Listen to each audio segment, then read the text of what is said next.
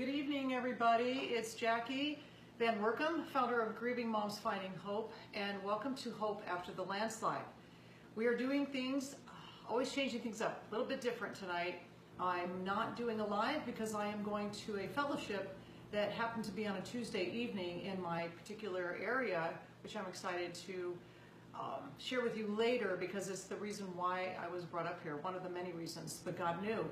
So tonight we are going to talk about things that we can do for our bodies as we're grieving. I want to remind you that the number one thing that I always encourage moms to do that is easiest is going to get connected in the Grieving Moms Finding Hope community, because it's just a mere click on the button. Making an adjustment to making positive changes in your body, takes a little bit more discipline. But I'm going to start off with some simple things. So after we have had to go through this unfortunate landslide, losing our daughter, losing our son, we all have a particular level of PTSD, which is post-traumatic stress disorder. That brings on anxiety, that brings on depression, and we go into a fight or flight mode.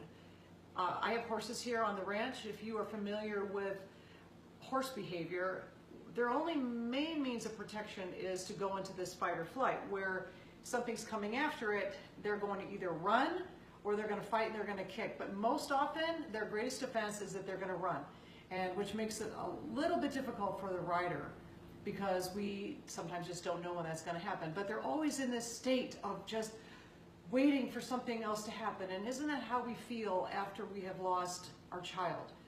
I just had an incident today, when I came in and I heard the background music of some song, some symphony music I was playing to calm me, and I thought it was the whimpering of my dog, like something had happened. So you always kind of live in that state.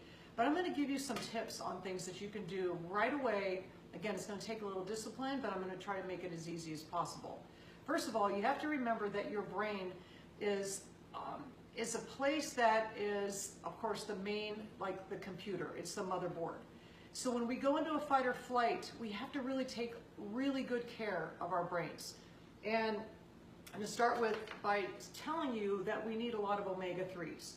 Now, I don't know what grocers that you have in your area. I tend to go to Trader Joe's quite a bit and look for the wild-caught fish, flash frozen fish.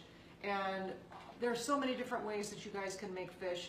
A lot of good omega-3s that are in salmon. You can cook it with I always cook with a gluten-free pasta, and I add a lot of fresh fruits and vegetables, not fruits, but vegetables in there.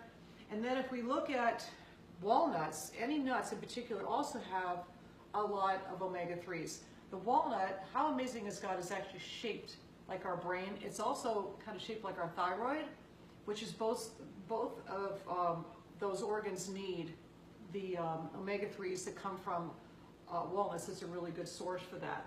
So really focus on that. I remember that the week that we had learned that we had lost our son Randy, and I was craving fish. So the body just knows. I keep talking to you about, you will just be drawn to your own medicine. And be careful with that, because sometimes we can go to negative coping devices, and that could include drinking, excessive drug taking, prescription drugs, whatever that happens to be. But God has provided food for us, and Hippocrates says, let food be thy medicine and let medicine be thy food. Now, I have had, as maybe you saw in my video the other day, the fortunate experience of being able to have the previous owner leave me a beautiful garden. And so I have to follow suit to that by next spring, because we're going to hit winter here pretty soon. But I was able to harvest quite a bit of her produce out there. And this is a huge, zucchini. I think this is butternut squash. Tomatoes, and she had some strawberries out there, some Swiss chard that was there. And so there's a number of things that I can do to make it. Now, all of you are probably saying, first of all, I would rather stick needles in my eye than be in the kitchen cooking. I hear you. I am more of the outside adventurer. If you decide that you cannot cook, if you're not one that has the time, again, you know, I'm not making any money off of Trader Joe's. Trader Joe's has a lot of healthy choices. They have a high standard of the products that they bring in for us to consume, because you can get, like I said, a lot of things that are frozen, which is the next best thing to having fresh fish and, you know, fresh, if you want to say grass-fed beefs, and the fresh produce that's organic and that is vine ripened. So I'm going to go through step by step of some things that you can avoid. And one of those things is that you want to, again, take in is the omega-3s. That's a good thing. The one thing I want you to focus on not doing is consuming large amounts of sugar. Now, when I say large amounts, do you know that truly, and I had to remember it by writing it down, but we are only, as women, supposed to take in about 6 teaspoons, pretty sure it's teaspoons of sugar, maybe tablespoons. Nonetheless, that is nothing in comparison to when we look at a can of like Coke, which has got 39 grams of sugar, which is equivalent to 7 to 8 teaspoons. And if you have a couple of those a day, you've already exceeded. So what happens when sugar comes to the body? First of all, sugar is, cancer thrives on sugar. People talk about having, you know, lower fat in their diets, and sugar converts to fat. Sugar feeds cancer. If you do not have the proper amount, is 10 to 1. 10 carbohydrates to 1 gram of fiber. That fiber, and has to be a soluble fiber. Soluble fiber comes in a form of, and I know you're going to be taking a lot of notes, so you can stop this video and you can rewind it. Soluble fiber, avocados, apples. There is a whole host of them. Say I wrote a couple of the other ones down that you can actually try, which would be oats, apples, blueberries. They're soluble. What does soluble mean? It means that when it comes into your body, it's going to absorb into it. It makes kind of a gel-like form, and then that sugar attaches itself down, which slows down the glycemic process, where it converts and goes into the glycemic index. Now, I know that sounds really scientific, but basically what that means is that you don't want those spikes of sugar when you have a pie, or you have cake, or you have ice cream and cookies, all those things, or a soda. You always hear about everybody gets that spike of sugar, and then you're going to come down. Well, that's because you got too much sugar. The body is trying to figure out what to do with it. But if you have fiber and things that are the good sugars, you know, like we have peaches or nectarines, and we have the stuff that God has provided and the proper amounts of fiber in that, then you don't have to worry. But everything, as you're watching this, friends, is in moderation, okay? This is a familiar coffee place that you probably go to. This would be like a strawberry frappuccino, or chocolate or mocha frappuccino, and that is how much sugar is in one of those, okay? So again, if you were to look at it, let's see, I wrote it down as well, how much is, so it is 76.2 grams of sugar, which is, I counted out 18 teaspoons of sugar. So you know, that would be like putting 18 packets of sugar into your coffee. So not good, you guys. And then Americans are wondering why there's obesity in the country. You know, a lot of people over in Europe, they, besides exercise, they have the flexibility to get out and get the freshness. But guess what? Even if you're in the city and you work full time, you still have the availability. Every place has a farmer's market that you can attend once or twice a week, that you can pick these up. Yes, it takes a little bit more time, but guess what? It is so much, has so much more value. You just have to rearrange your schedule. Like if you do a Sunday where you can do some meal prep, and just do it slowly. You don't have to do it all at one time. But you've heard of the 5-a-day programs. I mean, typically, like I would say 15 easily, 8 to 10, whatever you can consume of fresh, raw fruits, vegetables. And if you can't get it raw, then even if it's cooked, you're getting a little bit more. Just don't overcook it. Because let me talk about antioxidants that you will find in fresh fruits and vegetables. So remember the game Pac-Man when you were a kid? Pac-Man had those little guys that would just eat up those dots, right? Well, we're going to imagine those dots as the free radicals. The free radicals come from stress, eating bad foods, the environment. It happens all the time. Free radical damage breaks down the body. And when there's extreme amounts of stress, as we have had with our grieving, you're going to get a lot of these free radicals. Now, the free radicals are going to be eaten by the antioxidants, which would be the Pac-Man.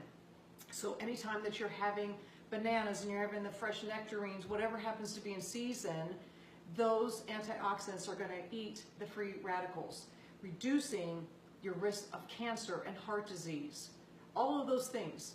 And if you think about it, how cool is it that God also has things harvested during different times of the year?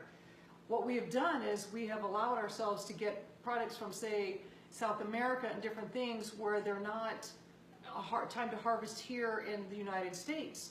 Or, you know, I know I've got some beautiful friends down in South Africa that they probably get things that are available in different times of the year. God wants you to eat the winter squashes, the zucchinis, the things that are available, like as we're coming into fall right now. And then in the summer, we've got the nectarines and the tomatoes and the corn, and all that starts to be harvested mid to late summer. So if you think about it, those are all the things that we need for that particular season of life. So it's real simple. God makes our life so simple. If you look at His Word and the simplistic ways that He uses metaphors and all of that. So I don't want to get too sidetracked because I could. So let's talk about dairy. You know, let's talk about drinking milk. You know, milk is very controversial, and I know some of you love milk, but I'm going to say a lot of people have a lot of problems digesting milk. As I look at it, you know, we were given milk from our mothers, and that's the milk we're to consume. But God also has given us all these nuts, almonds and cashews, and I mean, I make almond milk myself, and it doesn't take any time, promise me. Now, the only investment is having a Vitamix. Maybe you can do it in your bullet, your NutriBullet or something like that, and then you have one of these little mesh nut bags. And all you do is you soak 1 cup of almonds, and we don't have any being soaked right now, but we do it at night. Soak a cup of almonds to 4 cups of water. That's all you do. The next morning, you drain the water out. You put it in the almonds with the. So again, 1 cup of almonds, 4 cups of water in your Vitamix. Blend it, you know, puree it, whatever it is, and then you pour it so that you don't get all the skin of the nuts, and you put it through here, and then you just squeeze it into a bowl, and then I pour it into these cute little old-fashioned milk containers, and then I use it for my coffee and for my cereal. And almond milk is loaded with protein and a lot of amazing things that are so good for us. And if you can't make it, well, then you can always buy boxed any kinds of nut milk. The nice thing about cashews, if you like cashew milk, you don't have to soak those overnight because they're a lot softer consistency. So the other thing I wanted to talk about was, let's see, going through the food here. Oh, water. Okay, let's look at water. Water is vital. You've heard how much or how important water is. The higher the alkaline the water, the better, because your body needs to be more alkaline than acidic. How do you do that? You can add things like, you know, putting lemon. I set this jar out every day. And how do you know how much water to drink? Everybody's like, well, the typical. But you take your body weight, you divide that number in half, and you turn that number into ounces. So let's say you weigh 150 pounds. That's 75 ounces of water that you are to consume a day. If you're an athlete, right, or if you're in a higher altitude, or if you had a lot of foods that had a lot of salt in it, then you drink more. But you put some lemon in there, that also makes it a lot more alkaline. But it's vital, as I'm talking, I bet now you're going to reach for your glass of water, or you're going to go get one. Because when you see somebody drinking, it's just that suggestion, like almost when somebody's yawning, but drink water. A lot of people say, well, I can't, I have to have something bubbly. Well, I get it, and you can, you know, since they maybe have Cokes or whatever it is, you need to pick up. But if you drink water, it's going to increase your metabolism. It is going to increase your immune system. It's going to make things just a lot, your digestion, everything. This is the Gerolsteiner. I think I'll also get those at Trader Joe's. That's a sparkling mineral water. It's good minerals that are in there.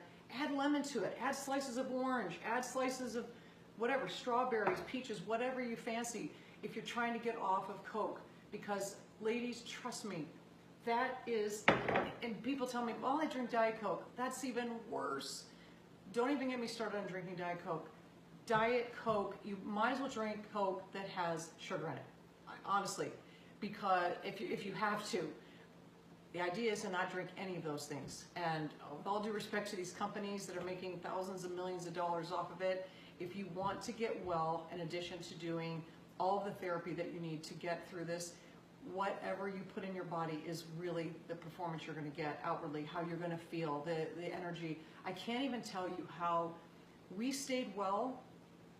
And we had a family, we had our 2 grandsons, we had my daughter-in-law, my husband, my son, and myself all living in the house. And they were going to school eventually when we got them, you know, calmed down after the tragedy happened. And we were hardly ever sick. And I know it's because the foundation, me and my daughter-in-law Marseille, had good background on eating. Does that mean that I don't have pie or cake? Absolutely not. That does not mean that. I love those things. But again, everything in moderation. More deposits of good stuff, less withdrawals, which is the bad stuff. You can remember that. So if you want to look at this as a withdrawal, but anyways, I want to take advantage of the strawberries that were outside, and I thought, oh my gosh, I am so not a cook, honestly, but I think just this homing place of being in the country now, it just warms my heart to be able to say, I can make strawberry jam. I could alter it to however I want it. I could put as much sugar in there as I want it, and you just get these mason jars. You can pick them up at the grocery store. You know, any department store's got them. They're very inexpensive, and as you can see, like, we use them to even drink the water out. But if you pour the amount of water that you're supposed to drink every day, obviously you can put it in a pitcher or something, and then just keep filling that glass. Just having it out, you will have a tendency to drink more water. The other thing I wanted to show is this diffuser. Now, you can get a diffuser anywhere as well, and you can find your own natural oils, and there are variations of them. Some are greater than others. So basically, the rule of thumb is you're going to get what you pay for. So we have here some eucalyptus, and there's also ones that we have that's called purification. There is one that's even called trauma, and adding a little water and let it permeate in the air. It's really, really good for the mind and the body, and it just, I don't know, just brings like a calmness on it. Especially in the winter, if you're going to have the heater on all the time. If you're in your bedroom, it's really good to run, and I think they can run up to, like, I don't know, 8 hours or so. So let's see. Let's talk about some movement, and then we're going to kind of wrap it up. I don't use the word exercise. My friend Catherine Lee, she has the Pure Hope Foundation, which is a wonderful organization. I'm just doing a little plug for you, Catherine, that has a recovery center, or a place, a home for women that have been through sex trafficking. But she also has a program called The Source, and she talks about movement, because movement is a little bit more inviting than exercise. We hear the exercise word, we like, oh, exercise. There are so many things you can do that are fun exercise that you will not even realize it's exercise. You can go up and down your stairs carefully a few times a day, just get some movement in there, depending on where you are. If you are in the city, you know, bundle up if it's cold, or just get outside and just take a walk downtown, or go to your local park that's there. If you have ocean, if you have lake, if you have rivers, creeks, get outside, ladies.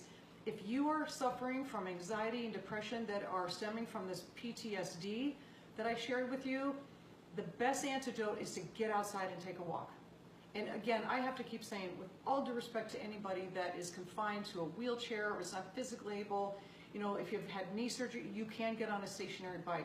You can get in, if you can push your wheelchair outside using your arms, getting some kind of movement, whatever it is that you can do, because when we move and on a greater level, walking, and we get our heart rate up, you're going to release the good chemicals in your body, the endorphins, the enkephalins, and those are going to help to combat your depression and your anxiety. I remember when I had another season of life that I went through some anxiety, another horrific situation, nothing like losing my son. But my doctor kept saying, don't elevate your heart rate. That's not good. You know, if you go out and elevate your heart, that is not a good place for you to be, because you don't want to have a heart attack. The very place that I felt the best was out riding my bike. I was done. My anxiety levels calmed down. My spirits were higher. Like, if your mood is down, really down, that is the greatest way to, it's just the greatest way to combat that. You know, I also want to tell you that, you know, you hear about that ugly word, depression. And it's such a negative word. And depression can be confused. Clinically, you could be diagnosed as being depressed. Let's also look at it from a standpoint of you're grieving. I shared with my moms on the group the other day, we had such a great group time together. We used the Zoom feature. It's a zoom.us, and we go on there, and all the moms from South Carolina and Texas and California and Oregon, wherever we happen to be, we can all get together on these calls and become friends and connect and get through our grieving together. And we were talking about things that we could do and to get outside or to create movement or just to change things up a little bit, because we can isolate. Isolation is just not what you want to do. You want to insulate with God, with His Word, with fellow believers, getting counsel, and you can be by yourself, because I know there's times you want to be by yourself. But what they were saying is, if you're married, plan an adventure to go out, no matter where you live. In the cities or any place, they have museums, right? They have a park system. Getting to a museum, and you probably never even thought about that. Going to a water park, going to, you just go Google it, and just look and see what local events that are taking place. I know, again, the farmers markets is another big activity that just gets you out, and you can see people, picking all this fresh, yummy, like this nectarine is so yummy right now. And that also feeds into your soul, because you're tasting something savory, something that's good for you. You're outdoors, you're talking to other people when you're at the farmer's market. There's tons and tons of things that you can do. Just get creative. Another mom had said that on that call, she had some furniture that, before, her son or her daughter passed away, she started, sanding it. She was gonna, I call it repurposing, to where we can take an old piece of furniture and we can just sand it down and refinish it however we want it to be. My neighbor that I'm just going to be meeting, I have alpaca fiber, and I have this antique spinning device, and she said, I'll teach you how to spin. And I thought, oh my gosh, mountain biker, downhill racer, rock climber, outdoor activist, spinning. And I thought, why not? Don't just say, no, I don't do that. Obviously, as long as it's not going to be something that's going to put you in harm's way. I know a mom that actually went and parachute jumped. She did parachute jumping, with one of her other kids. I'm not suggesting that. I'm just saying whatever it is that works into your physical and mental situation to do stuff like that. So as we're winding things up, again, let's talk about the fact that you are going to be okay. I just want you to know that you're going to be okay, but you can't just sit. You can't expect God to just say, okay, I'm going to just make you well. You have to get up. You have to read His Word. You have to invite people into your lives. You have to find that medicine that He has provided for you in order to get well. It doesn't happen on its own. You have to put a little bit of effort into it. And again, wherever you are, it may be a recent, unfortunate landslide that you lost your child. I am so sorry. My heart it grieves with you. And I try to pray just outwardly for all the moms I don't even know that are going through this time that it shouldn't be. We should never have to have this be a part of our future. So whenever you're ready to do things, but you will know when you start to get into a negative situation where you are relying on these negative coping devices, alcohol, prescription drugs, street drugs, whatever it happens to be that you're resorting to, you have to find that person that you love and trust that's going to hold you accountable. And if you get angry at them, anger is a derivative from fear and from hurt. Sometimes when people get angry with you, it's because they're afraid or they're hurt. And their way to push you back is to get angry outwardly and yell, and that way they think you're going to leave them alone. But that's when you know you hit the spot. That's when you know that you hit the spot that needs to be addressed.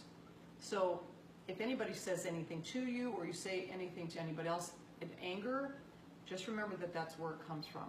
Ladies, take care of your bodies. You know, we only have this one. You know, starting with the brain and working our way into the digestive system. In the stomach, the digestion is the center for disease and illness. If you can feed your body less sugar, incorporate the more fruits and vegetables with antioxidants in them, then you're going to feel much better. You're going to heal faster. You're going to have a better outlook. You probably will get rid of a lot of the depression and the anxiety and get outside. 100% get outside and have movement. How, in any way, capacity that you can do it. I love you, and don't forget, my greatest objective for being here, aside from loving on you, the only way I can do it from afar, and because I can't get into everyone's home, is to tell you to just get involved in a group. And you can do that on the grievingmoms.com/groups, and then you can sign up for a group. You can find one that is a day and a time that works best for you. See how these other moms are doing. See the love that you will receive. And you can go through the 12-week book that I put together.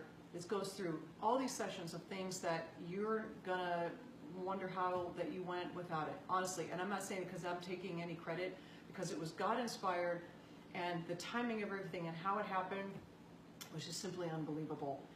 I was never in a place that I wanted to be the spokesperson or be, you know, if you want to call it a leader, to lead moms, lead them through this journey of grieving. But you know what? I want to be obedient to God. And I love doing it now that I've had this. I mean, it's happened. It's just happened. So what am I going to do? I can either refuse to go into God's calling, or I can follow it, and I can be happier doing it. Because I am so much happier coming into your home and speaking to you and sharing. You know, we're professional unprofessionals. That's all I'm going to say. We just go through and do the best that we can, and you can take some of the hints that I had, not the hints, but the tips that I have, or you don't have to. But I just encourage you that at the foundation of everything that we do here, Grieving Moms Finding Hope, is God's Word and building a community.